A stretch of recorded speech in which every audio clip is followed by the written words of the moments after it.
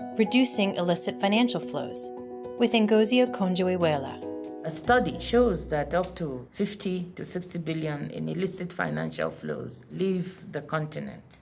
We followed it up in Nigeria by commissioning a study with the help of the African Development Bank that has just been completed to also look at our own particular situation in terms of, what is the size, what are the sources.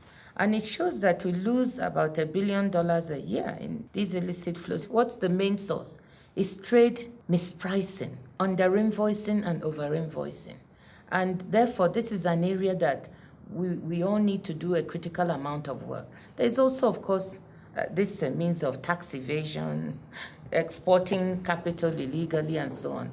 But I want to commend the work that is now being done under the auspices of OECD on base erosion and profit shifting, because that will certainly help us. One of the problems that developing countries have is what I'll call an asymmetry of knowledge, because large corporations and those that evade taxes have a lot of expertise that enables them to do these practices. Sometimes they just exploit gaps in the tax laws of the countries because they have the expertise to do that. That's legal, but it still shifts profits out of and erodes the tax base in the country. Then you have the legal flows, where with a lot of clever help, the ways and means can be found, loopholes to export capital and evade taxes. So I think we really need to do that.